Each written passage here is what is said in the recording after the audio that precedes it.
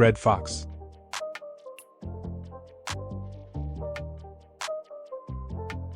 Best known for his role on Sanford and Son, Red Foxx was a stand-up pioneer.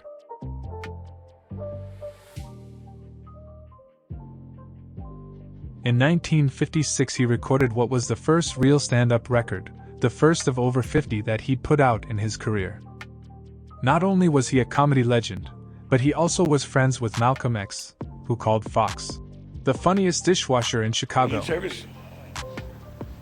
I was a hero. I don't want to mention it, but you forced it out of me. I was a hero. Who do you think they named the foxhole after? Hoover? I was there.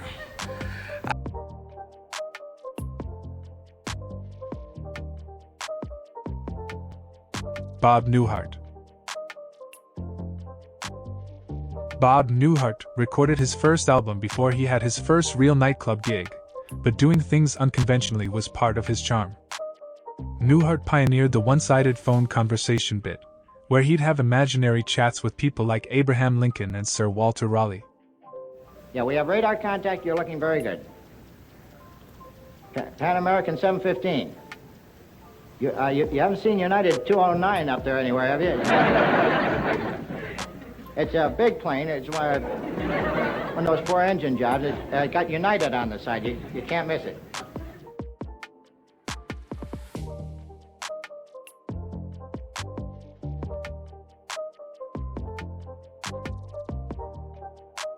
Don Rickles. Don Rickles is simply the greatest insult comic in history. There'd be no Comedy Central roast at the Friars Club without Rickles, the master of the put-down. Don't give me that. He gives me that crap like he's interested.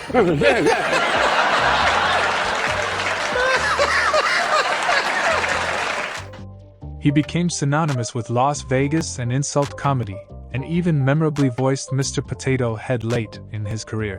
Julia Roberts, you live next to me at the beach, you know that. Thanks for all the visits. Anyway, I'm living about 2 blocks from it. The broad never shows up. Come by and say hello. Closer than 2 blocks. You have no lines, Julia, just nod. Anyway,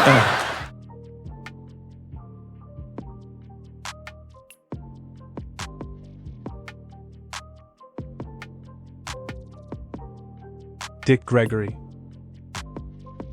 There are comedians who talk about politics, and then there are comedians like Dick Gregory, who live them. Gregory participated in protests, from marching in Selma to going on a hunger strike to protest hostage-taking in Iran.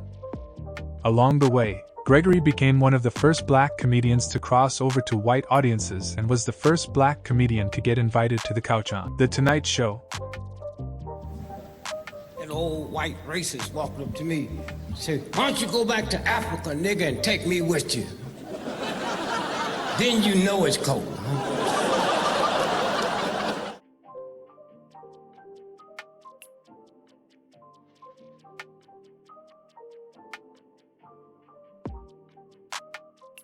Patrice O'Neal. Another fearsome comedic talent who died too soon, Patrice O'Neal was a fearless, truth-telling comedian who almost delighted in taking extreme positions and winning an audience back. There's a great example at the beginning of his final special, Elephant in the Room, where O'Neal contrasts the different reactions when a white woman or a woman of color goes missing. You know how you can tell how pretty a white woman is? The value, you look at her and then you wonder how long they would look for if she was missing.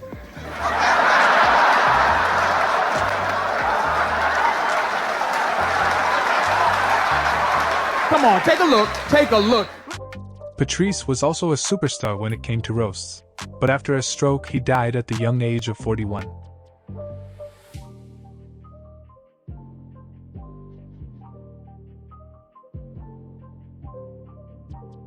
Tig Notaro.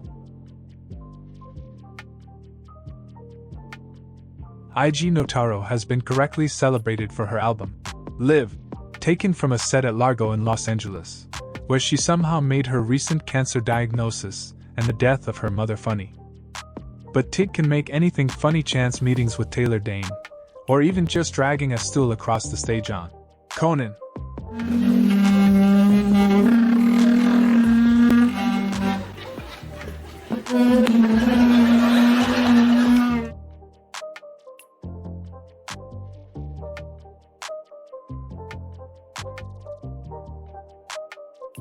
Phyllis Diller.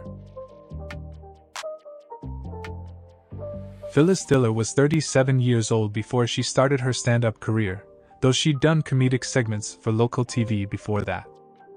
Her first 2-week booking at the Purple Onion in San Francisco turned into a nearly 2-year run, and from then on there was no looking back. Diller was one of the first female comedians to become a household name, and she was known for her wild hair, crazy outfits and stage props on her way to a long career, and status as one of the first gay icons in stand-up. You know what it says on her bra? Wide load.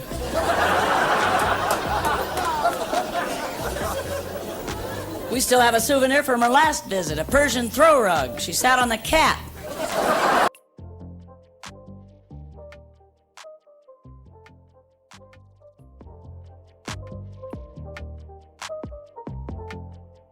Garry Shandling.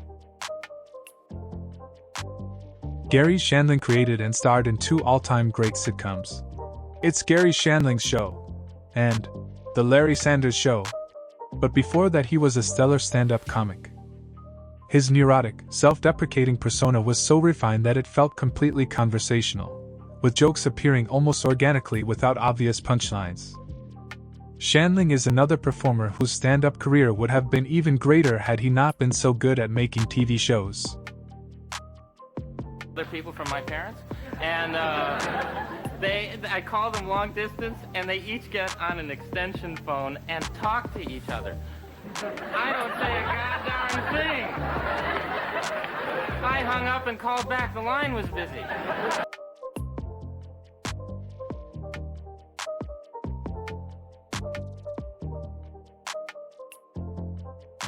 Joan Rivers. Joan Rivers was a groundbreaking female comedian from an era when there weren't many of them.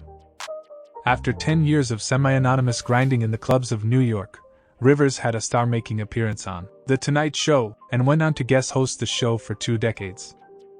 Rivers was frank and ruthlessly honest about her body, her career, even her plastic surgeries.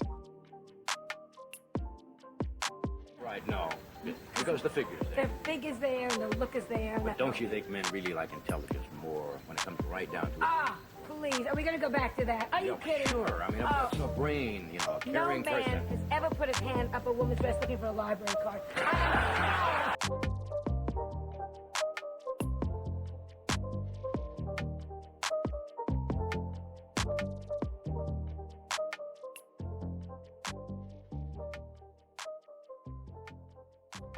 Robin Williams. Robin Williams was a force of nature on stage, combining the improvisational style of Jonathan Winters with frenetic energy and an uncanny knack for impressions and accents. Some comedians tried to play it cool on stage. Williams went 100 miles a minute, mouth moving almost as fast as his whirling brain. You're off and running, the wonders of life. And women know the moment they get pregnant, because it's like a ping, and they start to glow, and you expect to see 3 wise men show up at your door and go, "You saw a star, dude?" They've got this incredible feeling about them, and the natural process takes a slow, slow transition, and 3 months later, the wonderful thing happens, the titty fairy arrives. And in one night, she goes from 0 to Aida. Yeah!